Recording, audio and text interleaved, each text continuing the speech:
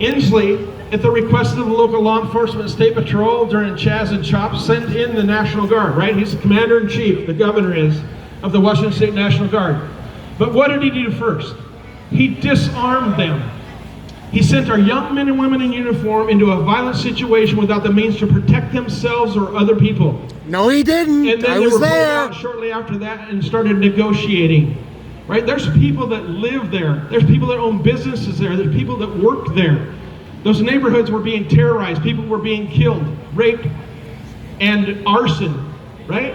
No. We all have a First Amendment right to peaceably assemble, go to the church of our choice, speak our mind, freedom of the press, right? We all know what the First Amendment is. And freedom to protest. We are exercising our First Amendment right now. Doesn't it feel great? Yes. But when it turns violent, when people start looting stores, lighting buildings and cars on fire, and throwing rocks and frozen water bottles at our police, that is no longer a First Amendment right. That's a crime, and it's called rioting. When I'm governor and there's another riot, things start getting violent, I will have the National Guard spun up and staged close to where the violence is happening with the means to protect themselves. And when they're called upon by the local law enforcement and state patrol, they need backup, they will be sent in there within minutes, not hours and days like with our current governor. And they will help the local law enforcement to arrest the criminals and put them in jail where they belong.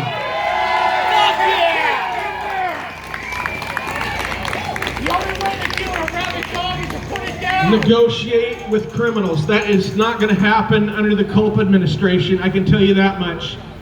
The United States government does not negotiate with foreign terrorists, and the state government should never negotiate with domestic terrorists either. Why? First Amendment right, it's protected. As soon as it turns violent and crimes start happening, it's no longer a right. Law and order. We have got to have law and order back in this state. Right? We don't have it right now. Yes, we do. The current governor didn't even know that part of Seattle had been taken over. The guy is clueless. Either that or he just doesn't care. How can you not know, right? It was on the national news, for crying out loud.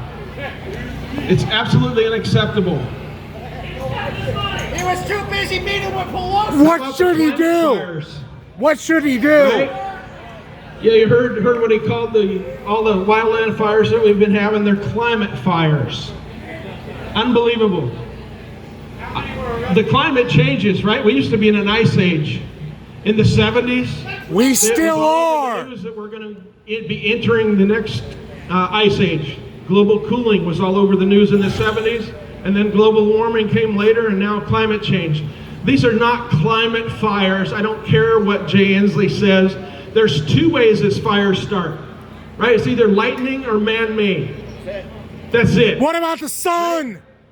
The reason they are so What about the sun? So catastrophic and they kill people and burn towns and houses and kill livestock and wildlife is because we're not managing our forest lands like we used to. Hey man, why don't you leave? We're not logging them, we're not thinning